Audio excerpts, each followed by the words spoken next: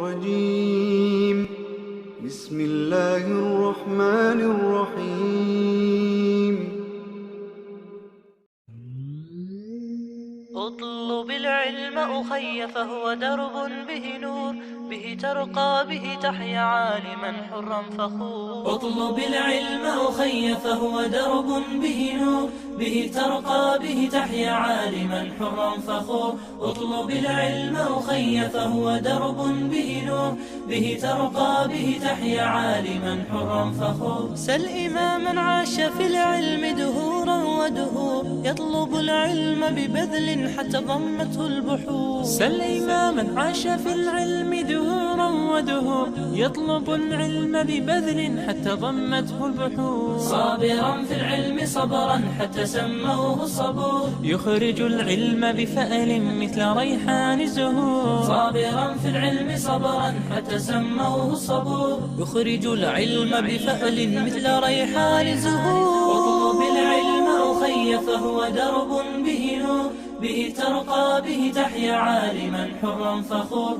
اطلب العلم أخي فهو درب به نور به ترقى به تحيا عالما حرا فخور. كن إذا سموك اسما لتكن مثل الحضور كن رفيقا كن عظيما كن كما تلك الصقور. كن إذا سموك اسما لتكن مثل الحضور كن رفيقا كن عظيما كن كما تلك الصقور. راقيا بالعلم نحو النجم مزدان شكور رافضا كل التدني رافضا نفس الغرور. اطلب العلم أخي فهو درب به نور به ترقى به تحيا عالما حرا فخور. اطلب العلم أخي فهو درب به نور به ترقى به تحيا عالما حرا فخور. ابن مسعود فقيه علم أحيا القفور فإذا أعطاك رأيا كان سهما في النحور.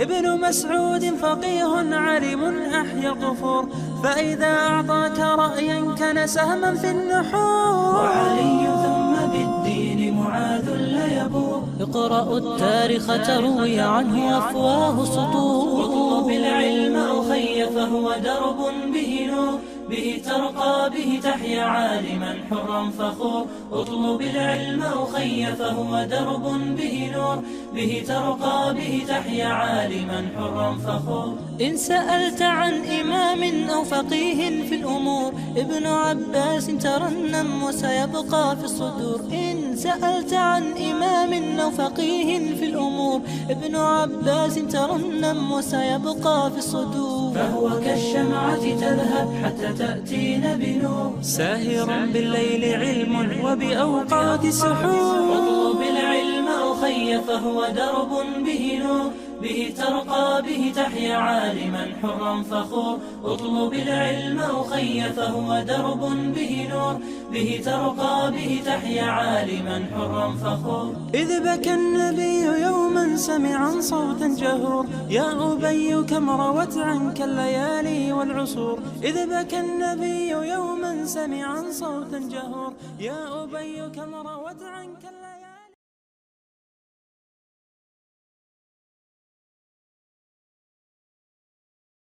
رب العالمين الصلاة والسلام على سيدنا محمد وعلى آله وصحبه أجمعين. Dear brothers and sisters, Assalamu alaikum wa rahmatullahi ta'ala wa barakatuh. Today, Alhamdulillah Rabbil Alameen, by the will of Allah Azza wa Jal and tawfiq from Allah subhanahu wa ta'ala, we have been able to put together, inshallah, a very an intellectual, very interesting and a very strategic show, to tell you the truth, bringing in two scholars, teachers, professors. We know Dr. Malkawi, Mohammad Malkawi, also known as Abu Talha, and also Brother Daniel Haqiqatjou, which many of you, if not most of you, know who these two people are, these two scholars are. And we're going to have a very a discussion, brothers and sisters, that is long overdue, and that is a discussion of secularizing the Muslim minds. And the reason for choosing this, let me put it out there, the reason for choosing this specific discussion, especially in these times, is that we are seeing day after day mega masajid, organizations, Muslim organizations, going, doing everything possible that they can, using money, resources, anything that they can get in their hand in order to promote, push secularism down the throat of the Muslims in the name of maslaha, in the name of benefit, in the name of interests, to the point that you will find the ulema who will even go as far as supporting people or candidates that they know that are promoting fahisha, homosexuality, LGBT, but for them only thing that matters is maslaha. They will do it as long as it promotes and keeps them safe and their organizations safe and their masajid safe. What happens to the future of the coming generation of the Muslims is not their problem. Rather, they will say this is what is going to protect the Muslims, so and the coming generation of the Muslims. The second thing that we're going to do is we're going to, inshallah, ask the questions are coming directly from RAND Corporation report, which many of you probably have read. If not, I really recommend that you read this report that was put together by RAND Corporation in order to strategize what they wanted to do with the Muslim community in order to see the results that we are seeing today, which was done 5-10 years ago. So inshallah, with that, I would like to bring on both brothers, inshallah, both Dr. Mohammad and also Dr. or Sheikh Daniel, inshallah. Assalamu alaikum wa rahmatullah.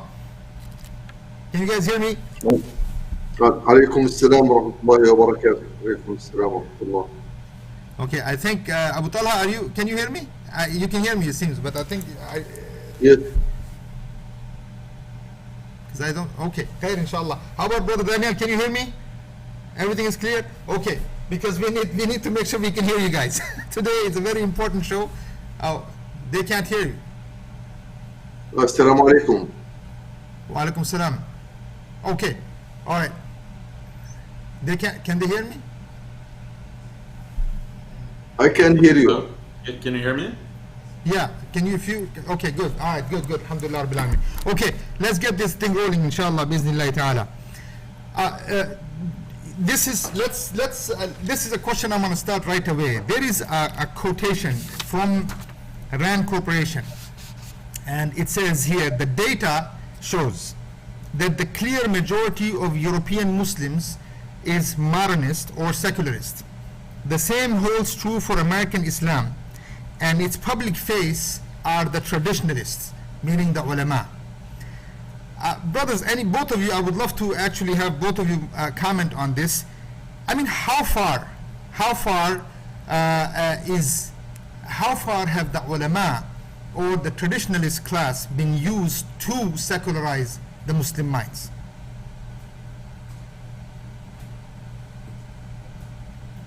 Dr. Muhammad can go first. Go ahead, but if you can increase the volume, Sheikh, we can barely hear you. Okay, go ahead. Okay.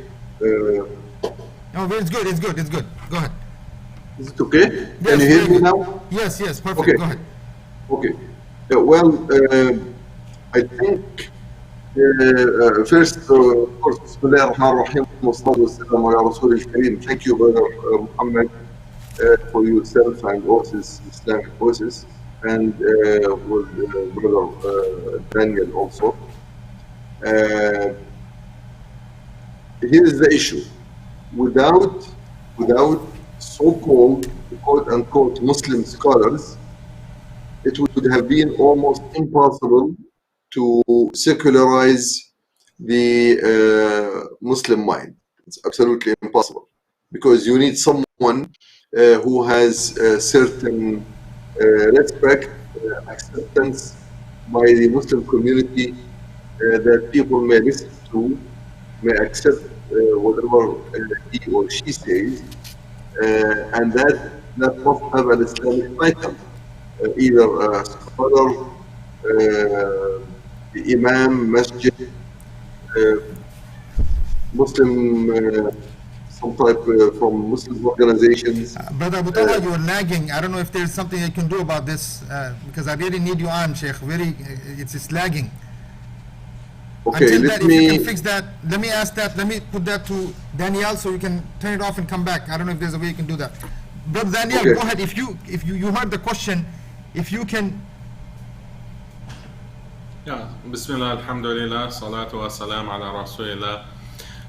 So I agree with Dr. Muhammad that the secular system has co-opted certain scholars, and there's this idea that secularism creates a separation between church and state, and that the liberal secular state is not interested in religion.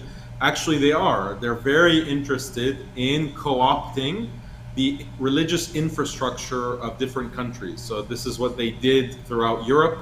This is what they have done through colonialism in the Muslim world, is that the liberal colonial powers want to take control of the religious infrastructure. So they take over, the awqaf, the funding of religious institutions. They take over the religious institutions themselves, the universities and the madrasas. They take over all kinds of religious media channels, and they want to make sure that the religious class is teaching a liberalized Islam, and an Islam that is going to be conducive to Western interests and aligned with the interests of the colonial powers. So the colonial powers are interested in resources, they're interested in control of the Muslim population, and they recognize that to control Muslims, you have to secularize them, you have to liberalize them, you have to get them to forget about loyalty to Allah and His Messenger sallallahu alaihi wasallam and the believers. You have to secularize the Muslim mind, and that is their entire agenda. This is a over 200-year agenda. And the Rand report is very significant. It's a modern, it's a more contemporary effort, giving strategy to Washington D.C. on how to best advance this kind of secularization of the Muslim mind. And one of the strategies that they discuss is to co-opt imams and religious scholars, and basically have them teach and propagate this kind of secularized Islam. And that's really the whole project. So Sheikh Abu Talha, you're back. Can you? Okay, you're good. Go ahead. If you can answer that, please. I want to know your view on what you are seeing over there. From there, I don't know if you saw the whole election scene in the U.S. and the kind of drama that was happening here. I'll bring that up anyway. But go ahead. I want to know your view on what's happening. Well, as I was saying earlier, can you hear me now? Good. Yes. This is okay. Awesome. All right. Without proposing or imposing these ideas about secularism and about the so-called separation of religion and the state, or Islam and the state, and the ideas about liberty and freedom and democracy, if this does not come from someone who has an Islamic title, a Muslim title, people, usually Muslims, may most likely reject it. They will just think it's one of these ideas which they do not conform to Islam. So the idea is that, number one, we have to graduate scholars. And I remember a few years ago, there was in France a college specifically that was devoted to graduating Muslim scholars or Muslim sheikhs, if you will, whatever the name will be, in order to for these ones to be liberal, to be accommodating, to fight what they call terrorism, or to stop against fundamentalism. And of course, all of these titles, fundamentalism, terrorism, fanatics or fanatism or whatever, all of these are just to promote the other side of the story, which has to be secularism, liberty and freedom and elections. And this goes not only in the US, by the way, This goes throughout the entire world, including the Muslim world, where there is no way in the world that people in their normal minds as Muslims who would accept the rules and the regulations that are imposed by most of the, or in fact not most, all of the governments in the Muslim world, if it was not for Muslim scholars, the ones who teach, the ones who promote the Islamic ideas, who give the tafsir, who give the khutbahs, if you will. These days in some of the Muslim countries, the khutbah is the title and the content is provided totally by secular governments in order to bring what is called the complete adherence and support to the current governing systems. And we have seen under the title of Ta'at Wali al-Amr, the obedience of Wali al-Amr. Wali al-Amr means the ruler. You have to obey and listen and accept and adhere to everything that comes from the from these scholars. Today, the so-called normalization of relations between the Muslim countries and the state that had occupied Palestine for more than 70 years, which is under the name of Israel. Now it's coming from people who hold titles, who are doctors in Islamic Sharia, and that is something to secularize the Muslim mind and accept whatever is beneficial. They say, well, today we live in a world where you can always collaborate and be friend with the even with your enemies. Today they are promoting the what they call it the Abraham religion or Ibrahimi religion, which means that we all Muslims, Jews, Christians, and in fact they are adding some other religions, we all belong to the same religion. And I will not be surprised that very soon in the US, in the West, and in the Muslim world, you will find temples, and these temples, they will give them a name, that this temple is for all Ibrahimi religions, the people who belong to Ibrahim alayhi salam, and so on. So all of these have been going on. In fact, if you go back to the history of how the Muslim Ummah had become so passive when the British started colonizing the Muslim world in India and Pakistan and Egypt and other places, they have done everything possible through recruited scholars, through people who had a very big and bright image in the minds of Muslims, in order to allow the Muslim community at large to accept the presence of the British occupation of these countries. In fact, I remember one time, brother, I was giving a lecture about the Palestinian case, and the issue here was the people who were opposed to the Islamic methodology. They would simply say, remember, in 1948, when the State of Israel was just being formed, the Muslim scholars were in Al-Aqsa and other places in the Muslim world were giving the fatwas about how to enter the masjid with your right foot or left foot, how to make wudu, rather than how to stop the occupation. And this was absolutely detrimental. Even it took me more than 10 minutes in order to wipe out that picture so that I could speak. Otherwise, I would have been kicked out. And this was in Detroit, Michigan, in one of the Muslim communities there. Here's the thing. Let me. So, brother Daniel, I'm gonna. There's a lot that we need to cover. So please, answers, Abu Talha. I know we need to keep it short, but as much as we can cover, because there's this topic is so necessary to be discussed. We can have 2-3, but sessions, but we need to discuss it in the time that we've been given. Brother Daniel, here's the thing.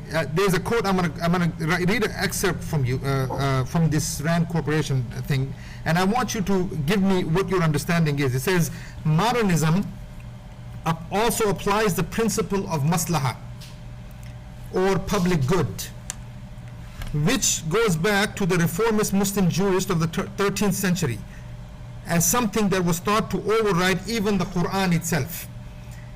And so the thing is, if you look at the so-called evidences today that we are being given, I understand there is maslaha.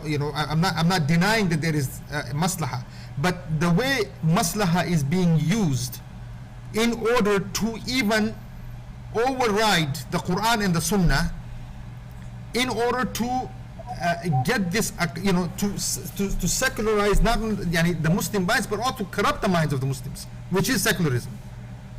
What do you think about this? I guess the question is, how do you think, are they playing with the usul, the usul al-fiqh? Are they playing with the way the usul is derived in order to gain whatever it is that they're trying to gain? And number two, this goes to both of you guys, do you think that even the ulema today are using the ignorance of the Muslims by using these terminologies in order to secularize them? I think that we have to distinguish between ulema and ulema as-su. I think in our previous discussion we had this distinction that there's ulema generally, and then there's ulema who are agents, or they're sellouts. They've been co-opted, and we can call them sellout imams, sellout scholars, unfit imams, whatever term that we want to use to apply to them specifically, without necessarily denigrating all ulama, because this is not correct. There are many ulama who have fought against colonization, against secularization in the past and in the present. So we don't want to lump them all into the same group. Now, the issue of maslaha, this is very significant, and this is a part of the liberal strategy, is to use certain kinds of concepts that are found legitimately within Islamic law, such as masalih, like benefits, or mafasid, harms, or maqasid, the aims, maqasid al-sharia, the aims of the sharia, to take these kinds of concepts and apply them to support liberal policy and liberal values and secularization. So they will say something like, some of these liberal imams, they'll say that, look, one of the big maslaha that we can achieve in society is peace. We want peace. We want people to get along. We don't want war. We don't want conflict. We don't want terrorism. And therefore, we have to really underemphasize the differences between the religions. We have to say that, Islam and Judaism and Christianity, these are all Abrahamic. As Dr. Mohammad mentioned, these are all Abrahamic faiths, and there's no real distinction, and we shouldn't say anything against other religions. We shouldn't use the K word. What's the K word? The K word means kufr. We shouldn't use the K word. It might be offensive. Let's not use the word kufr. Let's not use the word kathir. Let's not make distinctions, because we want this maslaha of peace. This is very important. We need peace in society.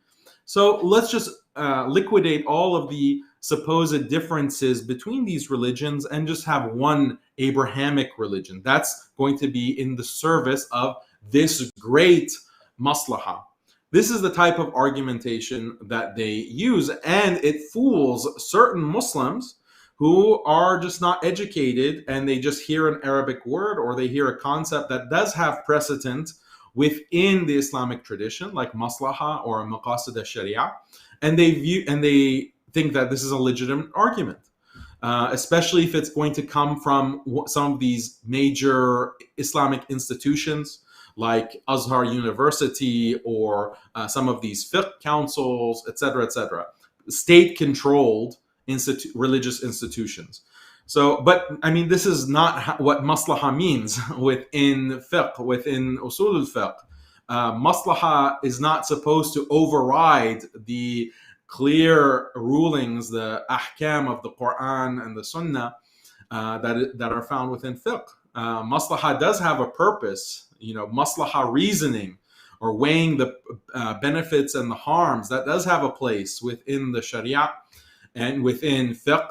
But it's not meant to override clear principles of the religion, like the fact that there is iman and there's kufr, there's Islam and there is non-Islam.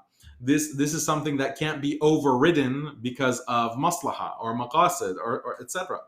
So this is just one example of how certain people, modernists, sellouts, munafiqeen, because really these are hypocrites who are twisting different aspects of the fiqh tradition and the Islamic tradition for the agenda of advancing liberalism, secularism, Zionism, and Western interests. On this all, and the way, I mean, look, and of course I don't want to come out like that. Jazakallah khair, brother Daniel. I mean, of course there are ulema al-haq who are in jails, who are taking stands, who are and you both of you guys are from those ulama who are taking stands and are able to speak the haq no matter what the backlashes are. So alhamdulillah rabbil alameen. Of course I if I came out like that, I would like to correct myself. But Abu Talha, the issue of, can you clarify the issue of maslaha? Of course, Brother Daniel he was discussing the way it's being taken. If you can clarify a little bit more of the issue of maqasid and masalih. Well, the issue from Islamic perspective is very clear. All the ayat and the hadith that came about the behavior of people, because eventually the maslaha they talk about is whatever results from your behavior, from your actions. So this actions is meant to achieve your own interest. Now, if we go back to the Quran and the Sunnah, we find that Allah Azza wa Jal has determined that there are certain rules that you have to abide by, and these rules eventually they should work on your behalf. They should achieve your maslaha, and your maslaha means your best interest. And that in Islam, of course the aqidah of Islam, leave alone the ahkam, extends the life or the framework or the time frame, if you will, of your interest from this dunya to the second dunya. So your life or your maslaha is not only in achieving a few bucks here and there or being safe from certain atrocities here or there. Your eventual maslaha is to end up in the Jannat. That's the final maslaha of a Muslim. And you'll find that the hundreds of ayat that show exactly that what Allah Azza wa Jal wants you to behave in a manner so that you end up in Jannah, not only in the dunya. Besides the things which are in the dunya, Allah Azza wa Jal, when He talks, let's take example the khamr, the alcohol, when Allah Azza wa Jal says إنما الخمر والميسر والأنصاب والأزلام رجس من عمل الشيطان فاجتنبوه. He says the alcoholism and gambling and the other two issues. I don't want to go into the details here. These are absolutely unacceptable. These are shaitanic or devil imposed type of behavior. So you better stay away from that.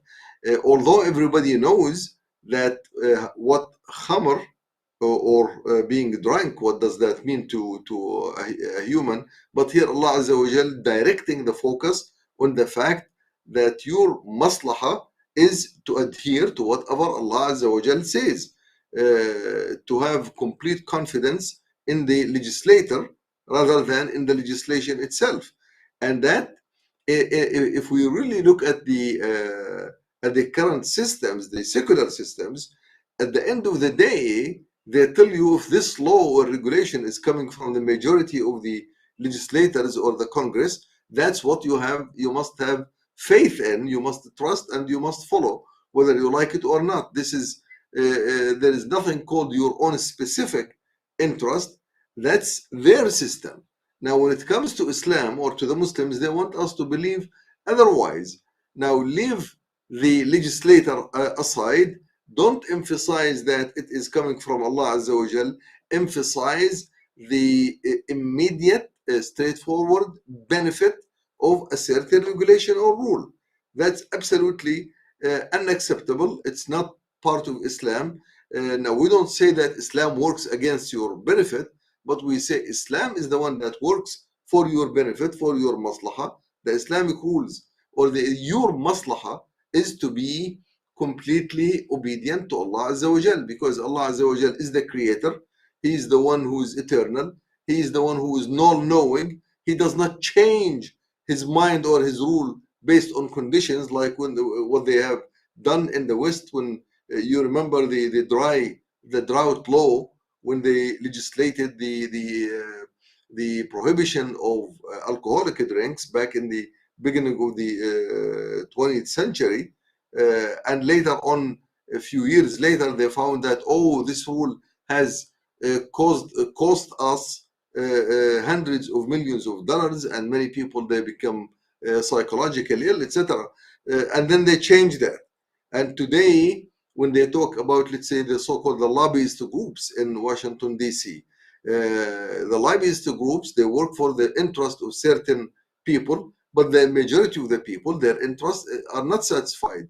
So in this case, the whole issue of maslaha, the benefit, no one denies that at the end of the day, you have to work for your own benefit, but who determines whose benefit is to be served now, and by who is going to define what is in your best interest or not? I don't think that the United States today, their best interest is served by the Rifle Association lobby, or by the APEC lobby, or by the oil cartel lobbies. All of these, the interests of the people are not served by people who have biases, internal biases. The interests of the people are served by a legislator who has no bias whatsoever to either X or Y or Z. And that's the only one who can do that is Allah Azza wa Jal. So if we will discuss the interest, let's talk interest. Who can achieve my interest? Who works for my best interest? Definitely it's not the Congress, it's not the democracy, it's not the people who legislate. It has to come from someone who absolutely does not work for the specific interest. They call it specific interest groups, special interest. They call it that way. Now, why is it? Go ahead. I know you have something in your mind. Yes, this question, there's the masajid, the mega masajid.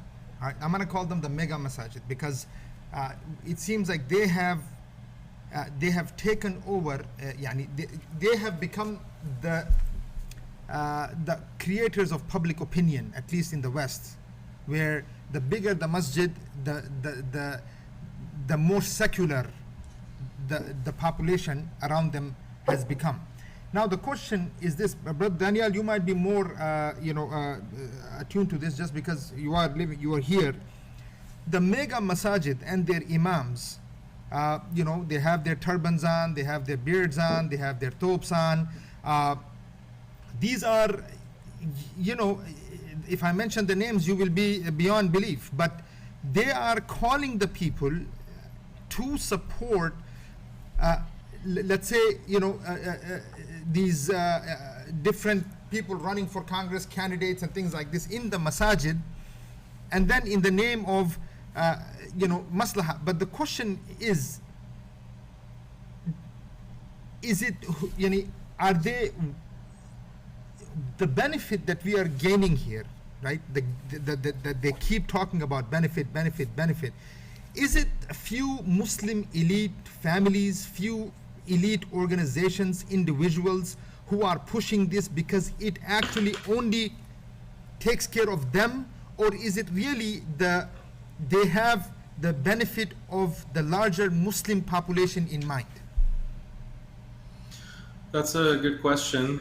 We can get very specific when we see that a certain class of well-to-do professional Muslims say that there is a maslaha for supporting, for example, the Democratic Party or the left wing.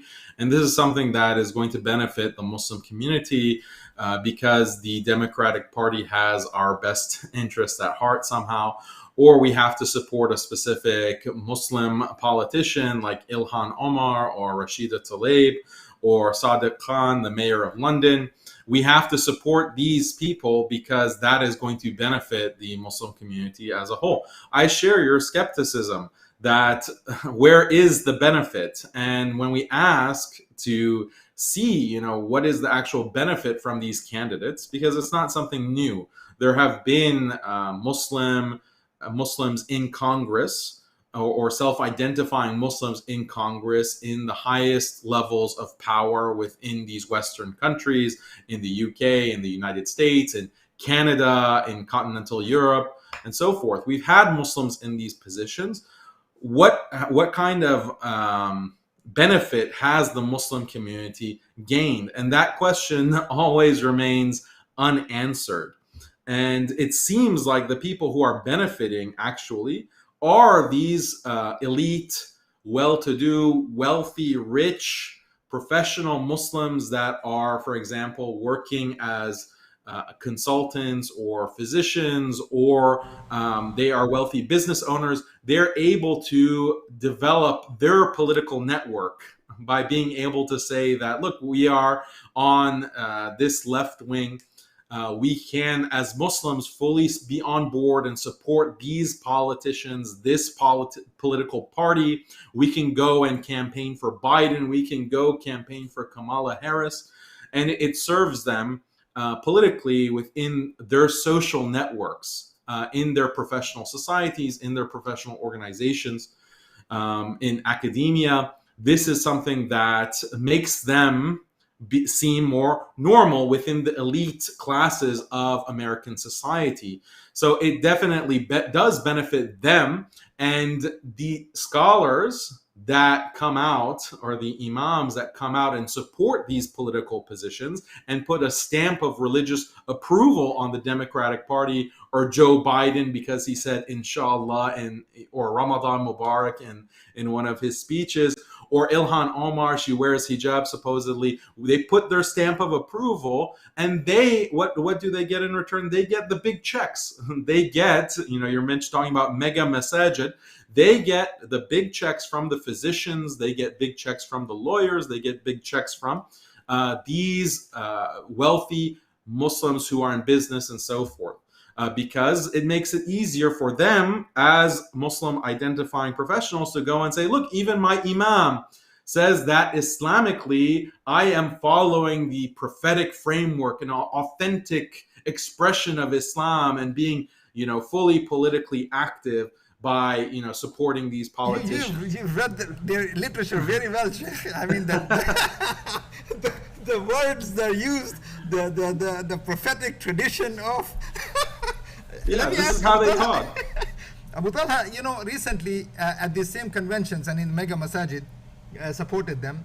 We had a situation where, we had certain politicians from Muslim world come and then they attend these big conferences, and then they're given the support. And let me ask you this, what do you think the elite of the Muslim elite who live in these countries here, what do you think the effect of these mega masajid plus the big organizations and the elite of the Muslims here, their effect on the Muslims or the governments of the Muslim world? What is there a connection? Well, today we live in a world with what's called globalization. There is nothing that's being done in Karachi that will not impact Islam or Muslims in the West, and vice versa. There is nothing that is going to be done, or a conference held in Washington, D.C. or in L.A.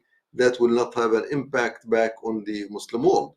Because today the media, global media, the global networks, and of course the political global networks they all work together. So the impact among the Muslim Ummah at large is visible, and people understand that. So the mega masajid in the West, in fact, because even though the Muslim world there's lots of campaigns to bring this colonized mind, if you will, of a Muslim, but usually in the West it's much more free to talk and discuss, and then to transfer the ideas and the thoughts which are being injected in the West back to the Muslim world through the again the social media and the regular media, etc.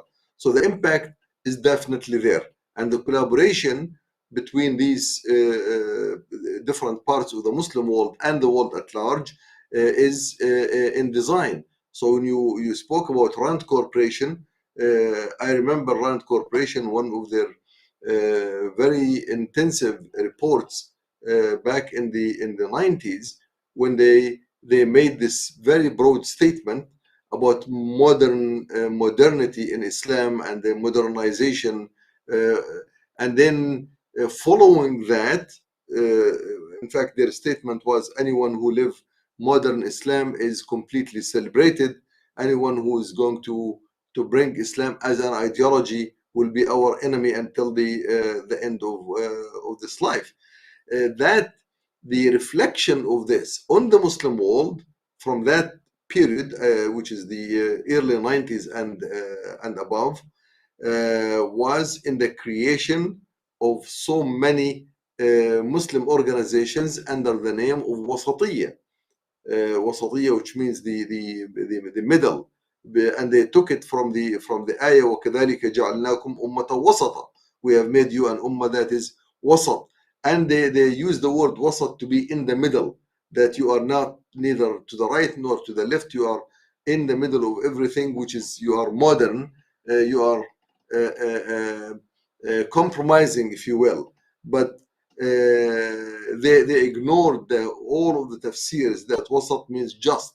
There is justice here, but nevertheless, this came in response to what Rand was doing in the West, and how they have managed to bring this issue of modernism inside America. And this is not something new.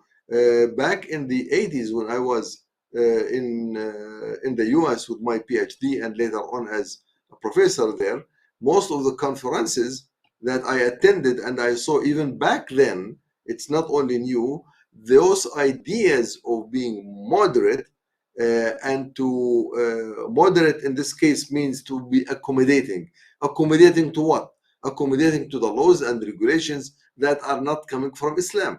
As the brother was saying, let's not say kafir or mushrik or fasiq even. All of these are judgments to Allah Azza wa Jal. We are not allowed to use them. In other words, you are not allowed to bring certain regulations that have to deal with people who are not in consistence with the obedience to Allah Azza wa Jal and ubudiyyah to Allah Azza wa Jal. So this is not something new. This was going on, but now it's much more sophisticated. You gave the name that this is the mega masjid or the big corporations, and there are certain organizations which still exist until today from the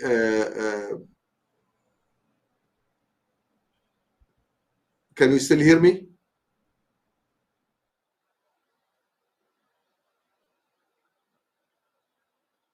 Can you still hear me, brother? Yes, we can hear you. We can hear you. Okay.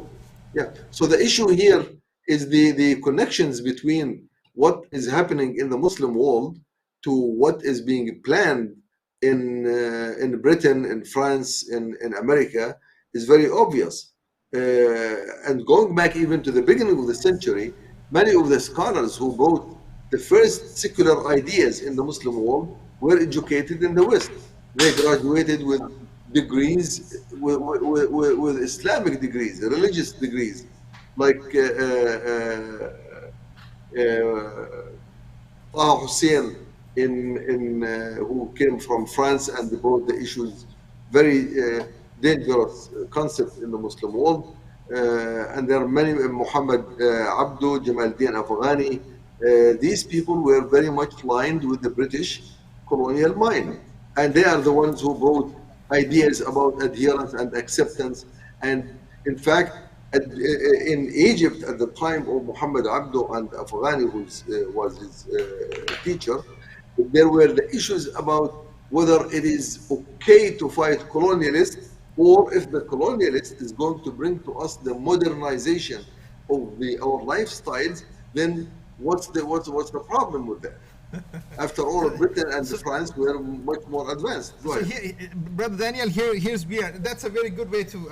So, what's the problem? Yes, so the idea was, let's not fight colonialism; they'll bring some type of modernism to us. And today, let's not fight LGBT; they will bring some type of rights to us. Is this? Are we? Is Rand Corporation the strategy working, Brother Daniel?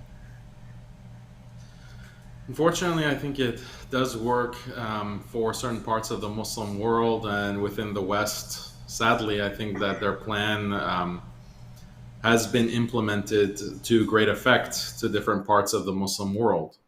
So the question is, how can we, fight back against it? How can we really show the value of Islam, and specifically Islam in the realm of governance, Islam in the realm of politics? How can we have, Khilafah, Sharia, implementing the Sharia, the law of Islam, truly taking Allah as the legislator, the lawmaker, and living your life according to the deen, not only in your personal, private realm within your home, but in society as a whole, as an ummah, as a united ummah. I think this is the vision that we have to preach to the Muslim masses. And because unfortunately, if we don't counter the messaging of secularism and liberalism, then we're going to get the situation where we see now many Muslims who think that the best system of life is the secular democratic system of life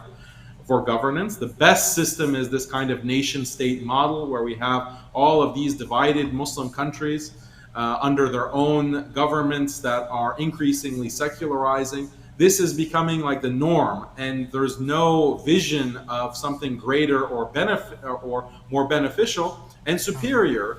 So we have to continue to educate the Muslim community around the world on, look, we have a perfect system that has been legislated by Allah, the creator of all of us and all in existence. We have to work towards implementing that. But this is the worst nightmare of not only the West, but secularism in general, that Muslims will unite, that Muslims will get involved in politics, that Muslims will express this notion of Islamic governance. This is their worst nightmare. The whole purpose of RAND is specifically to fight against political Islam. And you have many of these sellout scholars that are constantly pushing this kind of Islamic secularism, or political Islam is not viable, the Khilafah is not viable, these are things of the past, they're not applicable in our day, the Sharia is not applicable in our day, it's not something that we need to worry about. The Constitution of America, like I've even heard some of these sellouts say that the Constitution of America is the Sharia. We should take it to be as the Sharia. I mean, this kind of kufr statement, they go to that extent to legitimize these secular institutions and values in the Muslim mind. This is what secularization of the Muslim mind is. Sheikh, Wallah, barakallah fik. Abu Talha, the question here, look, when we talk about secularization of Muslim minds, if you look in 1980s, they pushed the idea of interfaith. I think that was to fight, in some ways, the Soviet Union, the so-called believing world versus the non-believing world. Let's fight them all together. And they used again the Muslims and the Muslim blood to get an interest that they wanted. Then it went to the 90s and the issue of minority and that Muslims are minorities, or the minority rights and things like that, and you find Muslims writing on this so-called idea that Muslims are minorities in the West, and let's go after our rights. then now you have Islam being presented as a theology. Again, to make sure that it doesn't come out as an ideology, because then it won't be secular anymore. Meaning that it will not play, if the moment we present Islam as an ideology, it will have to play a role in actual events and affairs of life, versus theology, whether it just stays above the sky and below the earth. How do we fall in these traps, Abu Talha? Why do you think the Muslims, every century, every decade, we keep falling in these terminologies, and there is no one to bring us back all the time? Well, brother, I think there is a methodology here which is really missing, which is the methodology of the Quran and the Prophet ﷺ on how to deal with societal issues in general and the thinking style. The methodology, if you read the Quran carefully, you find that the Islam comes to get into the depth of current societal issues and provide the idea and the thought and the opinion on these issues. So I will not be put on defensive to defend my ideas and thoughts. I will put their ideas and their thoughts and their styles and their methodology. They should be on defensive, and I should go after them. And that is some mentality that they have tried to twist and to remove actually from the Muslim mind. And I'm very much impressed with the way Imam Sayyid Qutb, he talked about this issue. He said, never put Islam on the defensive.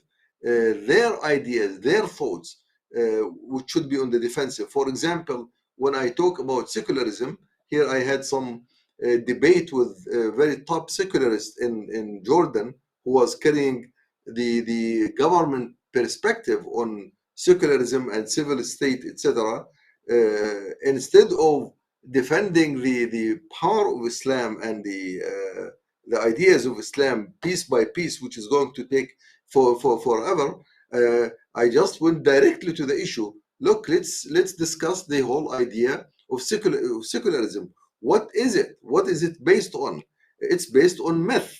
In general, it's not even an idea that you can sense. It doesn't have base at all. They talk about vague things, and once you start going on the offensive of the base of the idea, then they have to respond. They have to defend their faults or their fallacies. I don't have to defend why Islam prohibits alcoholism. They have to defend what alcoholism does to their society, how much money it costs them, how much brains, how many people who go to the doctors, etc. So they have to defend that, not me to defend that, oh, Allah Azza wa Jal says it's haram, and therefore I have to be on the defensive to see, well, then where is my liberty? Where is my freedom? Where is my freedom of choice? I will go on the attack of the whole issue of freedom of choice. I remember we were in a lecture back in Milwaukee, Wisconsin, a few decades ago with one of the, I think Brother Daniel put his finger on the issue, the big physicians who were paying to the masjid to promote these ideas, and the issue about freedom came up. And the brother, he was trying to bring all the evidences that freedom of choice is part of Islam. But then at the end of the day, because people admire this issue, there is an admiration of the freedom of choice. I love to be free. But in reality, when you start going there, say, show me where you are internally free. Whether you are a small kid, I'm talking about in the West, or you have a law to abide by. Do you have the freedom to go and disturb other people at night if you get your music so high? You don't have that freedom. Do you have the freedom to drive your car at the speed you want? You don't have. In other words, there are rules and laws. So the issue becomes, it's not the freedom. It becomes who has the right to restrict your freedom or not. because our freedom is being restricted. So the issue here is we, as even sometimes let me call it the Muslims who really want to work for Islam, eventually we fall in the trap to start defending. And that's what I mentioned when Sayyid Qutb said, never be on the defensive. In fact, he criticized his brother Muhammad Qutb for writing the book Shubuhat Hawl al-Islam. The things that people talk about, oh, the women right, etc. Look, let's talk about women rights.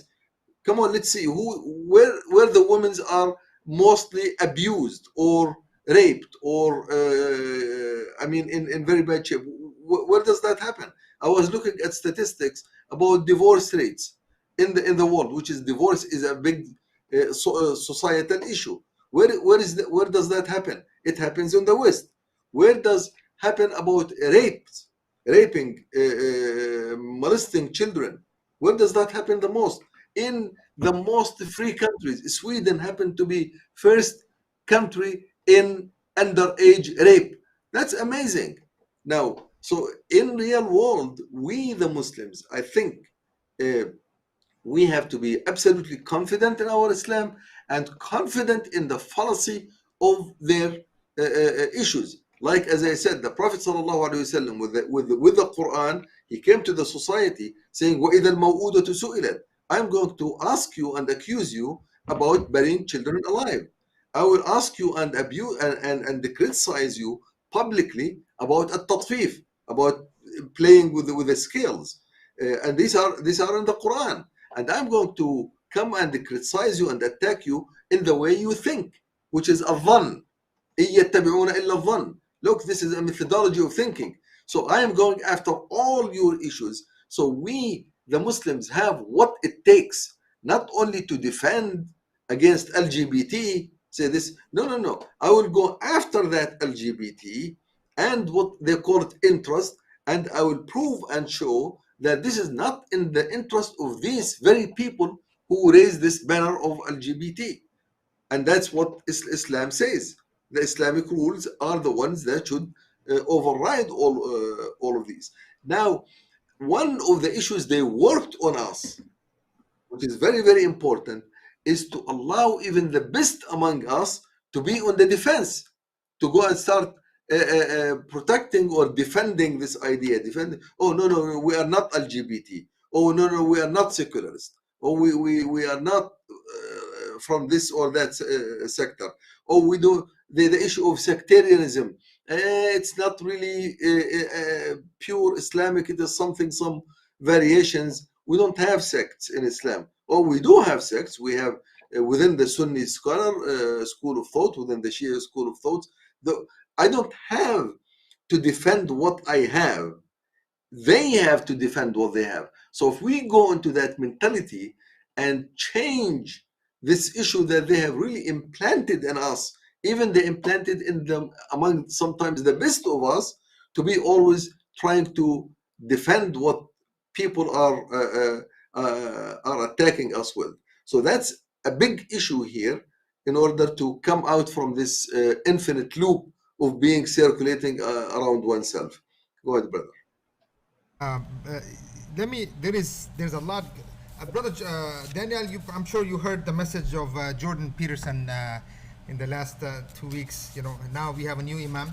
But, I mean, why is... Look, he discussed with a lot of, well-known, I guess, activists out there and people who are, people who are discussing Islam, things like this. He was with Hamza Yusuf, he was with so-and-so. And then he has the guts to come and give a message to Islam, to the Muslims. I mean, is it that our scholars, have they become so bankrupt that Jordan Peterson felt that he could give a message to the whole Muslim Ummah? Yeah, I don't know what is going on through his head and who is advising him. It seems like the message that he gave was very much in line with what we see coming from Bin Baya and yes. Hamza Yusuf. It's a very similar message, and even some of the wording of what he said in that video, 7-minute video. It seemed to be maybe edited by someone connected to Hamza Yusuf. I don't know. But yeah, it's just, I don't know what, if Jordan Peterson wanted to torpedo his credibility with Muslims, he did exactly that. And I was just very surprised to know that he has quite a large following in the Arab world specifically. And his book, 12 Rules for Life, is very popular within the Arab world, which I thought was very shocking, because even in the past I have said that, well, Jordan Peterson has a good critique of feminism, he has a good critique of trans ideology, but I never thought of him, and I certainly didn't ever promote him as this kind of revolutionary thinker, this amazing intellect that we can all benefit from, or this eloquent speaker. He's not very eloquent, and he's not even a very religious person. I'm not even sure if he considers himself a Christian. He seems to be influenced by Christianity, but I don't know if he affirms that for himself.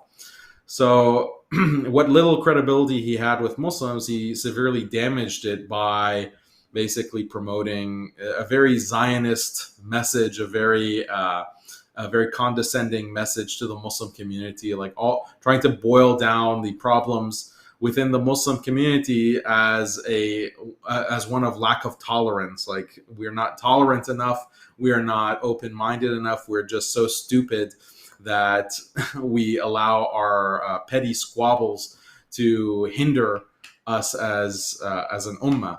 So this is very tone deaf, it's very blind, it's very treacherous, because what about everything that Jordan Peterson's civilization, the civilization that he's constantly promoting, Western civilization, liberalism, democratic secularism, all of these kinds of institutions and values that have been imposed by force on the Muslim community, resulting in millions of deaths, whether we're talking about North Africa or we're talking about the subcontinent. Where is the acknowledgement of that kind of harm and genocide against Muslims that this ideology of Jordan Peterson has created, has caused, and continues to cause?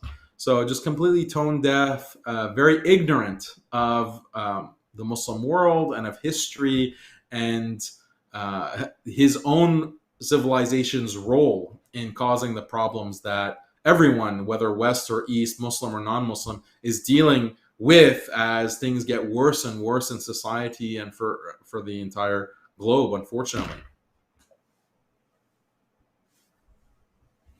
Question for you. In the RAND Corporation itself, can you bring this back, the screen back? I'm sure you've read the whole report. The dividing of the Muslims between fundamentalists and modernists and traditionalists, and then traditionalists, being the ulema class plus the Sufis and all this. Sheikh, do you think that by design the study was put together to create sectarianism, also just by design, that the Muslims not only divide themselves in these sectors, but also create sectarian tension between them? Yeah, this is explicitly their strategy, is to divide and conquer. They recognize that there's two main groups of Sunnis, traditional Sunnis that care about Quran and Sunnah, and they care about fiqh and the Islamic tradition. And they also have this interest in political Islam. And these two groups they categorize as the traditionalists versus the fundamentalists. In other RAND reports, because there's not just one, there's multiple reports, they divide into Salafis versus traditionalists, or Salafis versus Ash'aris, these kinds of divisions. And it's specifically trying to create as much conflict and tension within Orthodox Sunnis, because that's the strongest group, and that is the group that has the most potential for contradicting Western interests and creating viable political Islam that can unite large segments of the Muslim world. all the way from Morocco to Bangladesh or Malaysia. So this is or Indonesia. So this is something that is very threatening, and the colonial powers from the very beginning have tried to implement this strategy of dividing Muslims, whether it's on the basis of ethnicity, whether it's on the basis of national borders that they themselves drew to divide Muslims into these small countries to avoid this kind of pan-Islamic unity, whether it's on the basis of theology or theological lines or sectarian lines. This is a deliberate strategy, has always been, of the West against Muslims, divide and conquer. So this is something that I recently was interviewed about by a Zionist group, and they want to, they were trying to also incite this kind of sectarianism in that interview. And I told them very clearly that you're just implementing a very tired old strategy from Rand, from colonial powers historically, and the Zionists know it very well as well. Just divide and conquer. So we have to resist that. Abu Talha, what is political Islam? Why does political Islam threaten the, what is this, the boogeyman? What's up with these political Islam people? What do they want? Why are they creating such havoc in the world? What's up with these people, man? Well, first of all, let me mention this. Even the term political Islam, although in its appearance it sounds, at least it emphasizes the fact that Islam deals with politics, but it's a very tricky term, because if there is political Islam, then there is non-political Islam. So if you promote issues which have to do with the political status of the Muslim Ummah, or you belong to the political Islam, you are Islamist, okay? Which means there is the other part or type of Muslims which are ibadists, the ones who do the ibadah, or you are spiritual Islam. So in reality, Islam is one. There is nothing called political Islam or social Islam. But Islam as a whole, it does deal with the political affairs of the people. And the political affairs, we have a definition for that, which are the issues that have to do with the life of the people, the daily life, how to manage your life, your food, your shelter, your education, etc. That's what under the title political Islam comes. But I myself, I do not prefer to use the word political Islam. I say Islam as an ideology, as a whole system, does address the political affairs of individuals and the societies, and as well as the economic affairs. So the whole issue of the word political Islam, Islamists, which are these are the terms that they use, is really to put some type of division, that it is you have to be politically involved to be politically aware or to be politically convinced, so that you can pursue this issue of promoting the plight of the Muslim Ummah at large. Otherwise, you are okay. You are just a spiritual guy. You are the one who deals with the ibadat. You teach the people their ethics. All of the just like the sectarianism, that they divide you into many different parts or areas of Islam. In the same manner, they do that. But to come back to the issue, main issue, not leave alone the term, the issue which they refer to, and some people they refer to political Islam, is the one that look at Islam as being an ideology that can manage and should manage the affairs of the people as individuals and societies. The one that can say, that has way to legislate from A to Z, from the marriage, divorce, to the division, to the distribution of wealth, to the investments, to the how do you do with your money, what type of monetary actions you can have, what type of political structure you can have, what are the roles of the Imam or the Khalifa, or the roles of his assistants. Islam has to do with that and must do with that. If that is called the political Islam, then every Muslim is a political Islamist, if you will. There is nothing called I am political Islamist, but you are not.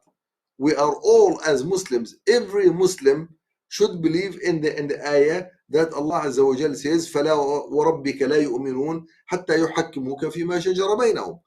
They will never be real believers until and unless they make you their sole ruler among all the affairs that they face. So if you want to call this political Islam, then everyone who does not believe in that is not a Muslim. لا يؤمنون. So the issue of looking at Islam as a method to run the affairs of the people on a daily basis, on each and every aspect of the life of people, if you will call that political Islam, then Islam is political by nature, by default. That's the reality. But again, when they make these terminologies, they want the people to be to accept the fact that, oh, you are political, you are the Khilafah people, the K guys. We've heard this statement in many places in the big mega mosque. Oh, these are the Khilafah people. In some places, these are the haram halal, haramist, which means they try to tell, oh, there is something which is haram. There is nothing called haram. It is your choice. Today they talk about the hijab of the woman. It has become so generally accepted within even the Muslim world, among the Muslim community. It is a choice. It's a matter of choice. And Allah Azza wa Jal will not impose this upon us. It is a tradition that was done some time ago to distinguish the wives of the Prophet ﷺ, but it's not binding on me. And the other day I was listening to an interview on the radio with some of the sheikhs in Jordan, saying that, well, can anybody prove that hijab is part of the Quran? Now, this has two big issues. Issue number one is that you restrict Islam to the Quran, but Islam is Quran and Sunnah. And once you take this as granted, you start looking deep and finding the ayat, which you barely can remember, some people, and say, oh my God, so this hijab must be even not from our Islam. It is not Quran. And when you bring an ayah, they try to specify to a certain issue. So, brother, there is all of this issue about politicization of the mind of the Muslim in the liberal manner, or to put labels on your head. So this brother Shirazi has a big beard, he has a hat here, so I will label you, you are the spiritual type. Whereas brother Daniel, he doesn't have this sheikh shape. Oh, he's... Oh, I can't hear you. I can't hear you. We can't hear you. Repeat that. No, I said Daniel is missing the turban today. He always has a turban. This guy, I don't know if you guys talked about this. I'm the only guy with something on my head here. Hello. Okay, but go on. No, Sheikh, here's the thing. No, yeah, look. Well, let me conclude with this. At the end of the day, if someone is looking at this here, at this conference, let's call it, or this discussion, they will provide a label for each and every one of us, and then we will be spending time peeling this label off our heads. Oh, this guy is absolutely fundamentalist. This is modern. This is quote unquote pro-terrorism. This is absolutely fanatic, etc. They give labels. Look, all of these labels should be absolutely rejected. I will not even discuss them. A Muslim is a Muslim. Everything else is part of the schema of Rand corporations, the Nixon Strategic Study School, etc. They think about it. It doesn't come just like that because it just popped up. And then they give these topics to Hamza Yusuf, to Mohammad Noor, to Yusuf something in Emirat. They run with it and they start promoting that among the Muslims, and then we'll think, oh yeah, true.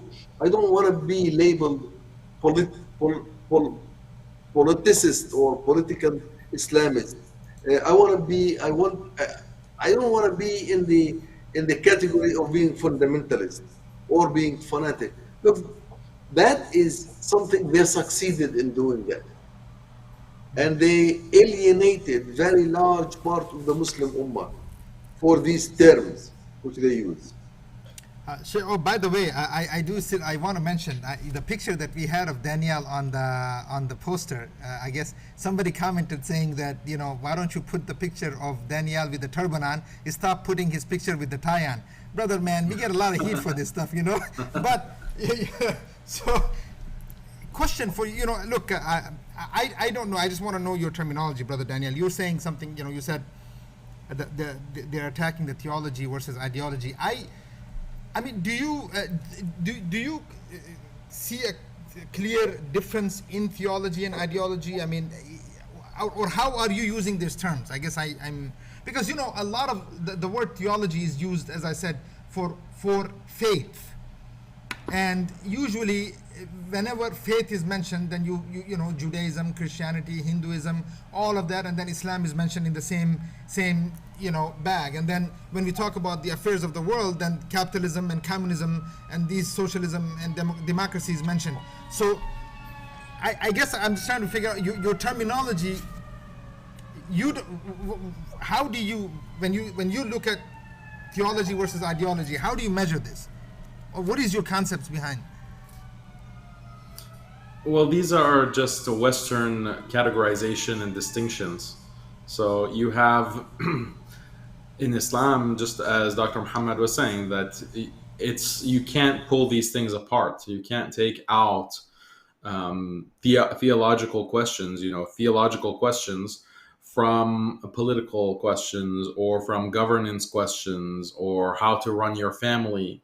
All of these things are connected, and there's not this separation of, you know, the theological aspects of Islam from the political aspects of Islam, from the personal aspects of Islam. Like, that's the whole basis of secularism, actually, is to say that, yeah, we can practice religion in the privacy of your home, in your churches or your mosque or your synagogue or your temple. You can practice your religion and completely separate it from political questions or questions of wider society. This is a myth. This is a complete myth that has been created by secularism, and it is not really possible within Islam. It's not really possible in most traditional religions, because secularism is a modern construction. It's only, you know, 200 to 350 years old. So I agree with you, and I agree with Dr. Muhammad that we don't want to really buy into fully this distinction between theology and ideology and fiqh and these things as if they are separate domains, because Islamically they're not separate or distinct domains. Dr. Abu Talha, can you define those things? I mean, I see where Brother Daniel is coming from. Obviously, he's you know, he's making sure that you know, people understand there is no separation of church and state. I get that, but for you, can you define theology versus ideology? Because for me, the way these scholars today are using theology, and, you know, literally they are promoting in what I see as secularism by using the term theology. But what is ideology and what is theology? When people talk about theology, and when they study it, in fact, and they take degrees and PhDs in that, you find that this is a concept that has to do with two things in terms of religion. One is the day after, which is what is going to happen to you, which is called the Yawm al-Akhir, the Jannah, the Jahannam, and Allah and the angels, etc. That's part of it. And the other part, it is the individual ethical behavior, which has to do with morals, the what they call it moral. But the societal issues, theology does not deal with the society structure, with how do you run the legislations, the laws, the This is not part of the religion. So that's where, in fact, the issue of the separation of religion and the state. So theology promotes the idea of that religion has nothing to do with the state and the society and the affairs of the multitude. It has to do with the affairs of individual, either in this life or in the hereafter, period. Once you start going into the other issue, they will say, you are ideologist. In fact, that's exactly what Rand defined the issue. They said anyone who looks at Islam as an ideology, he's an ideologist, he shall be our enemy. We will not support him, he is not acceptable. But if you are theologist, which means you believe in Islam as the Islam with the morals, with the ethics, with the acceptance of the other being a nice guy, then you are accepted. That's the theology. Now, in other words, when I look at Islam as ideology, ideology has the meaning of comprehensiveness. It's a comprehensive. And from the word ideologic, the logic of ideas. So that's where the term ideology comes from. It's the logic of ideas. So you have one basic idea. From this idea, you start extracting ideas that govern your life. So that's an ideology. So if I believe in Allah Azza wa Jal as the soul, as the creator and the sustainer of the universe, man and life, then from this idea, I need to create my systems and to bring how do I live in this world. That's why they accepted socialism as an ideology, because when Marx came up with the idea of materialism, that everything is matter, then he started saying, okay, this is dialectic materialism. Let's look at historic materialism that defines societies and how the society will run and the public ownership, etc. That's an ideology. It's an ideology. Capitalism, they look at it as an ideology because it was based on the freedom of speech, freedom of religion, freedom of ownership, etc. Then Adam Smith came and he produced a whole capitalist system out of that. Oh, that's an ideology. But then Islam said, no, Islam is a religion. And the religion has to do with there is a creator behind this world, true. Then you have to worship, and worship means pray. And here is what I want to emphasize, how the Prophet ﷺ defined this mixture of all of these interrelations between all of these, the worship of Allah Azza wa Jal as in from a ritual perspective, when he was making tawaf around the Kaaba. And just the Hajj was a few weeks ago. When he was doing that, he was pointing at the Kaaba. He says, yes, I recognize that you are absolutely perfect. You are good. You smell excellent. But the blood of a Muslim is more sacred than you are. So he mixed these in one simple hadith, in one of the biggest acts of so-called rituality. So ibadah, by definition, what you were saying, and even so, by definition, ibadah is your ibadah must from your ibadah comes the taking care of the affairs of people. Of course, Ibn Abbas radiallahu anhu, when he used to have i'tikaf, when you sit in the masjid during the last 10 days of Ramadan or all of these days, is something very sacred to a Muslim, to be absolutely devout to this very high rituality level. But when he used to be asked or addressed by someone, that there is someone who needs some type of support, he would leave his i'tikaf. And then he would definitely point out that if you don't do that, then your i'tikaf is absolutely false. You cannot take yourself out of this life and say, I'm absolutely devout to Allah Azza wa Jal. You are devout to Allah Azza wa Jal if you adhere to His rules and make this interference with all societal issues. Otherwise, it's not Islam. And the issue which I talked about, the Hajj, is very, very precise. Look, the Kaaba is the most sacred place in Islam as a place. And Hajj is one of the most important and significant acts of worship of Allah Azza wa Jal. The Prophet sallallahu alaihi wasallam said, look, don't think that fighting for the cause of the Muslims and to protect their life, to protect their honor, to protect their money, their wealth, is even more important. And the Quran, when the Quran says, وَمَا لَكُمْ, look, this is very important ayah, وَمَا لَكُمْ لَا تُقَاتِلُونَ فِي سَبِيلِ اللَّهِ وَالْمُسْتَضْعَفِينَ مِنَ الرِّجَالِ والنِّسَاءِ والْوِلْدَانِ الَّذِينَ يَقُولُونَ رَبَّنَا أَخْرِجْنَا مِنْ هَذِهِ الْقَرْيَةِ الظَّالِمِ أَهْلُهَا. Why are you sitting still if you know that there are oppressed men, women, and children who are crying out to remove oppression or oppressive regimes from them, and you are sitting still? You cannot do that. That's Islam.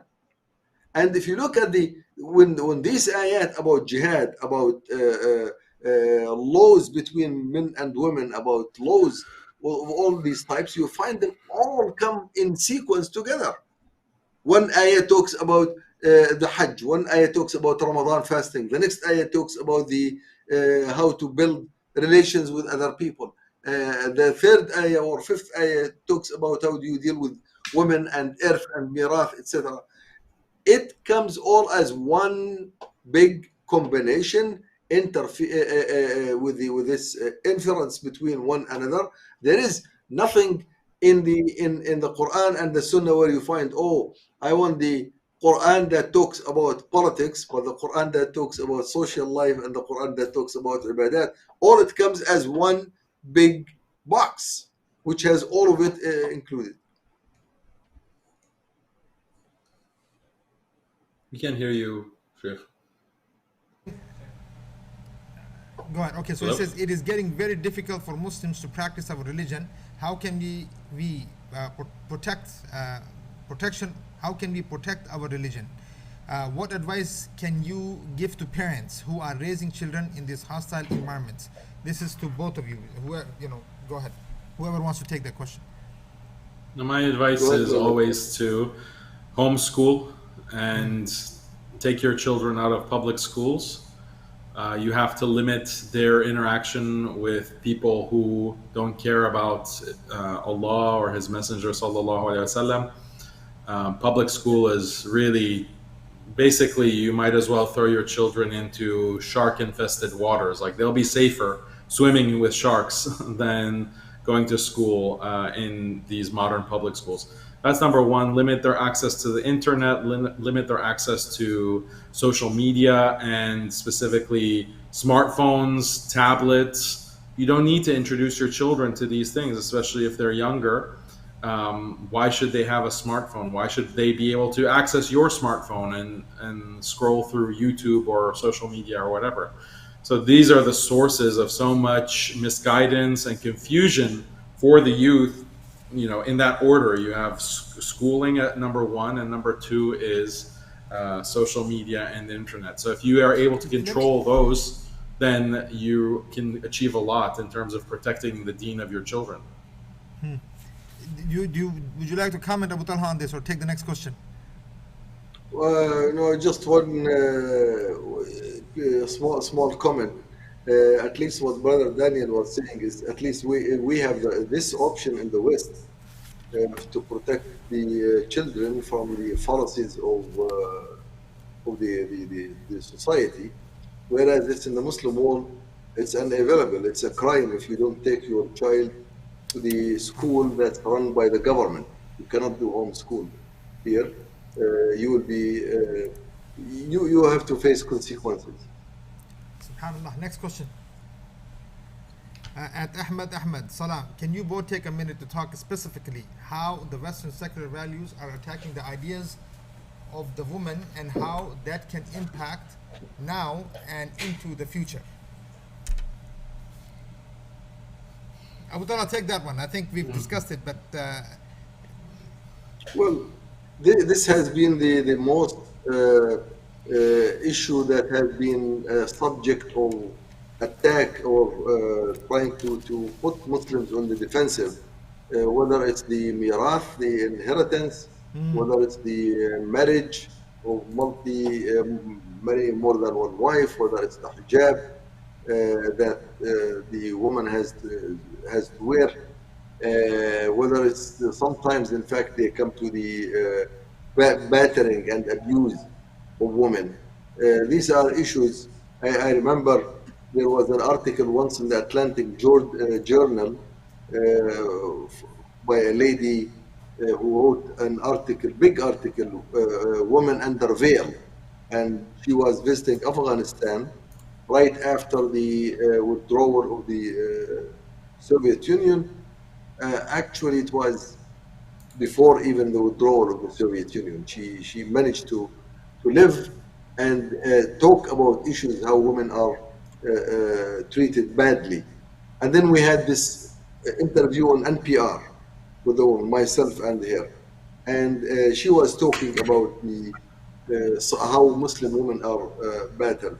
Okay, that's fine. And then my answer to that, look, Afghanistan or Pakistan, these are the creation of colonial powers. Pakistan, India, and Egypt, etc., all the Muslim world is not living Islam. They are living democracy and they are living secularism. So if any problem with women there, then this is the result of your rules and laws. It's not mine. When you allow my Quran and my Sunnah to rule, then you will come and make your report and see what's happening. So these are the issues that they use, and this is the most exposed issue in order to show that Islam is not fair, it does not have the justice inherent. And look at the women's situation. But as I said, if someone goes to the statistics in the world and start looking at them, you will see where women are mostly abused and harassed and attacked. It's not where majority of Muslims live. It's the other way around.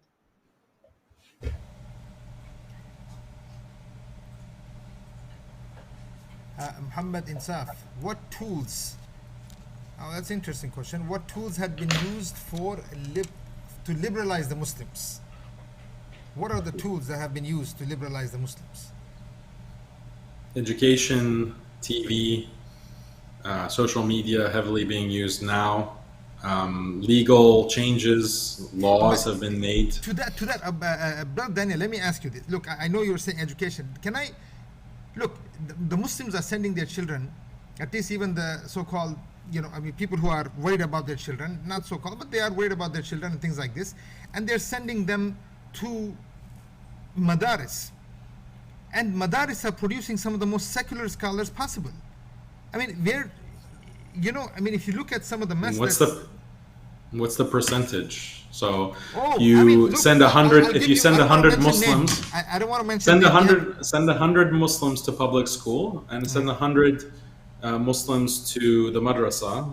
So and from the madrasa, out of the 100, you might get 5 that are modernists. Versus public school, 95 are going to become modernists. I got you on that, but I'm saying that the problem that, look, if you see today, the people who are secularizing the Muslim minds are, like we've discussed throughout this hour and a half, have been, many scholars who have come from these schools. Look, for instance, I'll just read this thing. It says here, encouraging cooperation between modernist and traditionalist who are closer to that end of the spectrum, increase the presence of profile and modernist in traditional institutions. So do you think, what I'm asking is that, do you think that they have realized that the madaris are the sources of, at least to be able to, maybe some type of guidance? So now let's get our people in these madaris, in these traditional schools, so that they gain that access. I guess they didn't, in the past, the access was very hard, trying to get access to madaris, because you had to be a certain way. There was certain type of methodology that was used, whether it was wherever it was, school of thought you were coming from, and it was protected. But do you think today they have been what's the word I'm looking for here? Infiltrated. Infiltrated, yes. They're the least likely to be infiltrated. They're the most resistant to this kind of infiltration. Every other group has been infiltrated. It's not just madrasas. If you have a political organization, if you have like an MSA, like a Muslim Student Association or Islamic Society or any kind of gathering of Muslims, even a halaqah, you have a halaqah that is meeting in someone's house. All of these things are infiltrated. Look, here's the thing, I understand, but we have Dar Sunnah here, very close to us. This, on whatever that is, on North Avenue. I mean, these guys, they put out huge voting booths for people to come, and you have their scholars calling people to come and vote and encouraging them. If you allow me, brother, I think what... No, I'm just saying that, are we losing touch with even our madaris? I think you are alluding to even some more, which we started the talk with Brother Daniel at the very beginning. One of the tools which has been used to liberalize the mind of the Muslim and to go into so-called democracy, secularism, etc., are so-called scholars, which come from madrasa or come even from prominent places like Azhar, like other places in the Muslim world. So these are tools that have been used, just like the education and the social media, and unfortunately their impact is even much more serious because the people take secularism as part of Islam rather than secularism because I live in a free society. So these are, if I understand correctly about the initial question, what are the tools used to liberalize the minds of Muslims? One of these tools are people who have gone to one of these so-called madrasa, which are funded and established and somehow supported by big groups which intend to build liberalism within the Muslim mind. Okay, that's what...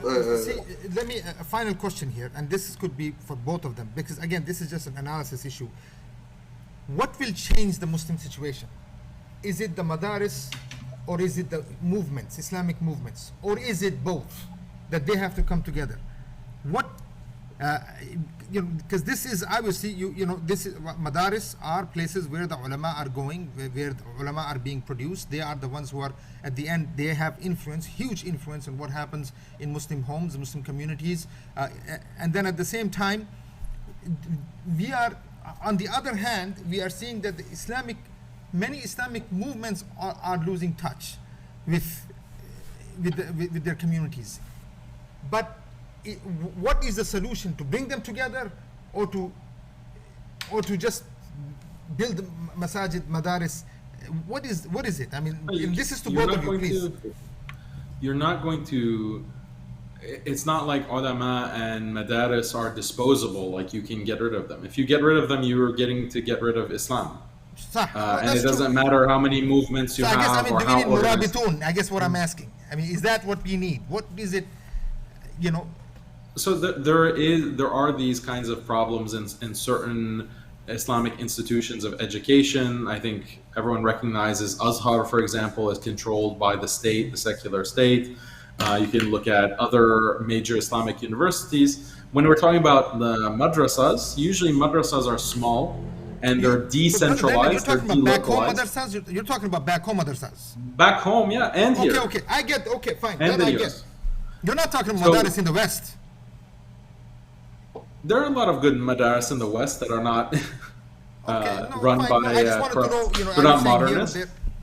Sure. Yeah. Many great madrasas. I'm not sure what you're referring to, but most of the madrasas that I know, I completely trust what they're teaching, and they're producing a lot of great ulama and huffaz.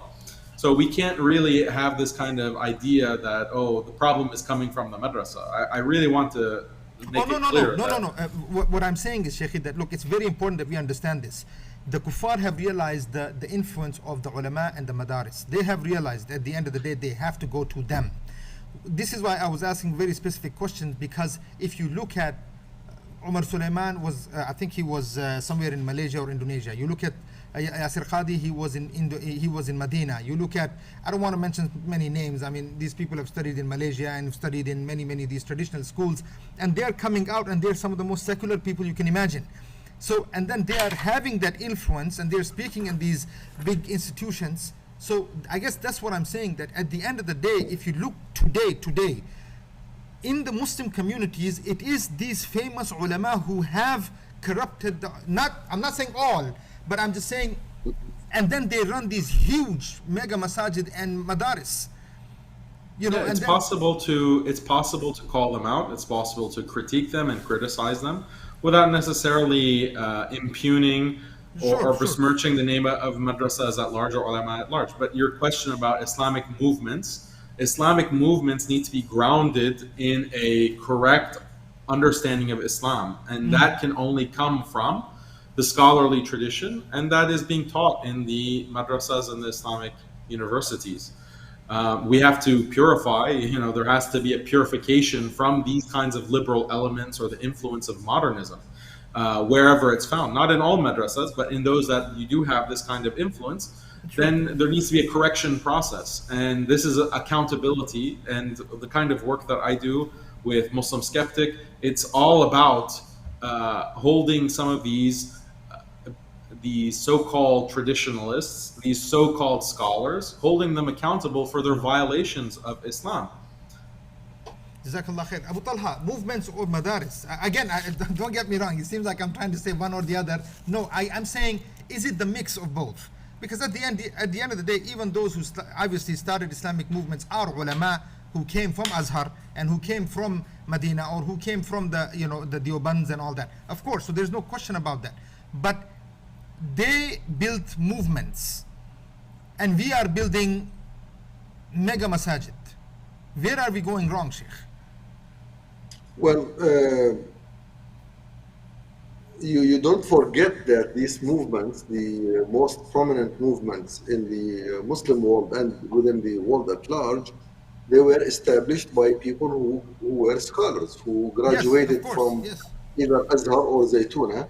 So this is an issue of someone who really understands the reality of Islam has to be part of this global Islamic movement towards the return or re-establishment of the Islamic way of life. So it's an incumbent upon all, whether they studied in madrasa or in Islamic college, wherever, or in colleges of medicine or engineering. It is Islam is for all, and the movement is by all. So each and every Muslim has an obligation, when I say movement, to move Islam forward. Let me put it in very simple terms. When I talk movement, it's not something that people label, these are anti-X or anti-Y. It's a movement that tries to move and advance the cause of Islam one step forward until it reaches the ultimate goal of Islam, being the one that runs the affairs of the people. وَمَا أَرْسَلْنَاكَ إِلَّا رَحْمَةً لِلْعَالَمِينَ. For this rahmah to be for all worlds. That's what a movement. Now, the ones who should be advocating the movement and pushing it forward, the ones who know more. And these are the ones who come from Muslims, from Islamic schools and universities and colleges and madrasas. Even when these madrasa and colleges are somehow organized or orchestrated by the enemies of Islam, like governments or secularists. But nevertheless, they are closer, in general, the people, the students, they are closer to understanding Islam than the average person.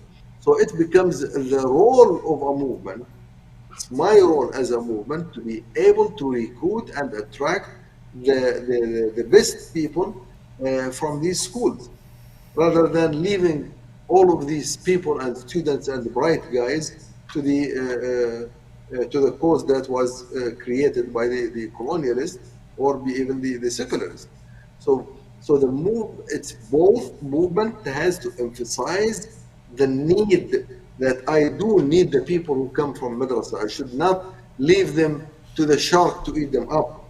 Although I know that there are all types of tools and ways to alienate them and to separate between a movement and a secular and a scholar. In the Sa'id bin Jubayr and Al-Hasan al-Basri, these were scholars, but they were movements. And if you look at the history of Islam, Ibn Taymiyyah, he was a scholar, but he was a movement. Al-Izz bin Abd al-Salam, he was a scholar, but he was a movement by himself. Al-Izz bin Abd al-Salam, he mobilized all the Mamalik, in Egypt in order to fight the Mughals. And he was supposedly a scholar who teaches people. Yes, he does teach people, but he motivate and move people in order to advance the cause of Islam. So we should not alienate these people. These are ours. I mean, and they have spent. And in fact, the reason they were sent to a madrasa or to a college, or Islamic college, is because their parents, their society, they want them to be real good Muslims and to teach Islam. So grab them and make sure that you also make sure that, as Brother Daniel was saying, you have to have a very strong critique to them. Look, this is your responsibility. The more you know, the more you're responsible. And if you have read, there is a book called Al-Islam Bayn al-Ulama wal-Hukam, Islam between the scholars and the governors. And that was a very brilliant book by Abdul Aziz al-Badri, showing that, look, you must have this strength of the scholars so they become part of a movement. And that should be our goal. Then, Brother Daniel, anything that you want to say? Let's end, because I have so many questions. Just that itself should be a discussion one day, inshallah, the role of the movements and role of the madaris, because subhanallah, our history is full of scholars, the sacrifice of the scholars, the blood of the scholars. There's no question about this, and what madaris have done, and obviously this is the reason why the West or the East or the secularists or the modernists are trying everything possible to infiltrate and to capitalize on this love of Muslims, to send their children to the madaris so that they can promote Islam and be the leaders of the Muslim Ummah. With that, brothers, inshallah, first of all, I would like to say Jazakumullah khairan for both of you guys. Dr. Malkawi, I know this is, I don't know what time it is now in Jordan, and when we started at 5 a.m. Now it's almost 7. And Brother Daniel, wallahi, Jazakumullah khairan to both of you. May Allah subhanahu wa ta'ala protect and preserve both of you. May Allah give tawfiq to both of you to continue your amazing work and be the scholars of this ummah, and to raise the status of this ummah and bring back the revival that is so badly needed. And I really encourage the brothers and sisters to send your children to the madaris, but to make sure that you give them the examples that were mentioned here of Izzuddin Abdul Salam or Sayyid Qutb or Abu Hanifa and the school of Abu Hanifa, and Imam Shafi'i and the school of Imam Shafi'i, and what kind of people, or Ibn Taymiyyah and others mentioned, and the kind of people and the men that, or women that these ulema they produced, that till today, hundreds and hundreds of years later, we continue to look them as our example. This should be the role models that the schools, whether the madaris or whatever, need to follow and encourage, inshallah.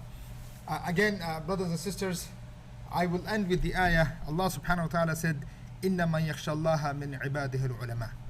Allah subhanahu wa ta'ala, He said, the ones who fear Allah subhanahu wa ta'ala the most are the ones who fear Allah subhanahu wa ta'ala, the ulama.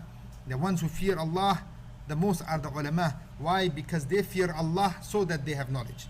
Their knowledge was given to them because they fear Allah. This is the thing, is that they were given knowledge because they fear Allah.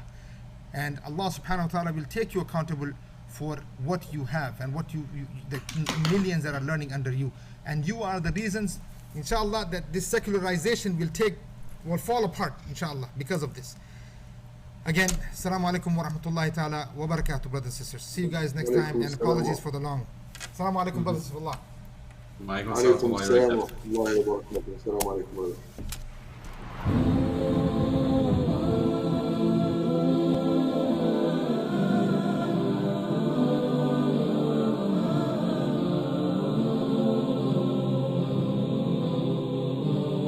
شبابا قد أنابا وإلى الله استجابا إن من يرجو الثواب لا يبالي بالصعاب في سبيل الله نمضي نبتغي رفع اللواء وليعد للدين مجد وليعد للدين عز. منا الدماء يا شباب